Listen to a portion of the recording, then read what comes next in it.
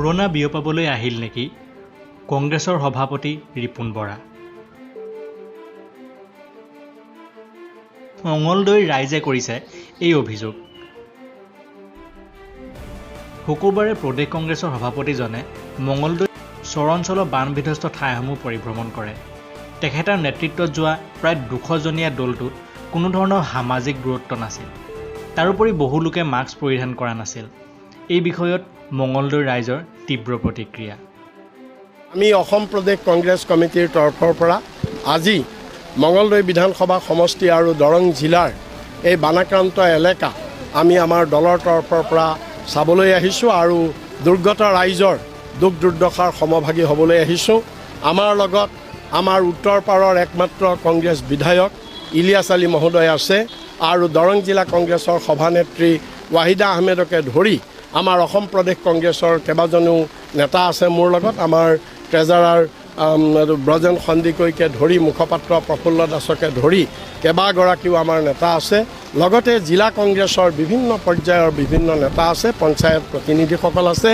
আমি এই বানপানী দুখ দুৰ্দশাৰ বুজ ল'বলৈ যোৱাৰ আগতে আমি এতিয়া এটা প্ৰতিবাদ আপোনালোকৰ আগত আমি কৰিছোঁ।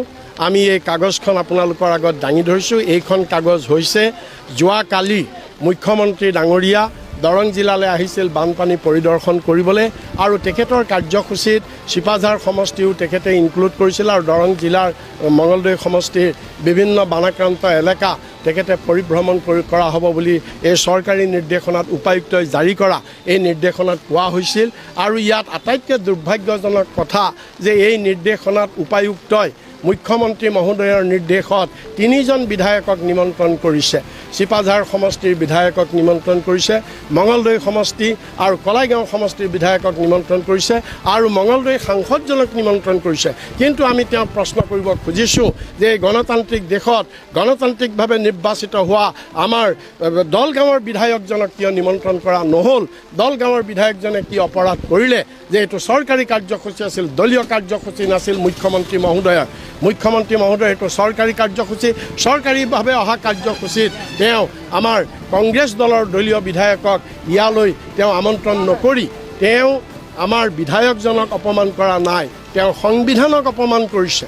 তেওঁ দলগাঁওবাসীৰ তেওঁ ৰাইজক তেওঁ অপমান কৰিছে, তেওঁ অসমৰ ৰাইজক অপমান কৰিছে, সংবিধানক অপমান কৰিছে, গণতন্ত্ৰক অপমান কৰিছে আৰু সেইকাৰণে আমি ইয়াৰ প্ৰতিবাদ কৰিছোঁ। News desk report NES 24/7 live.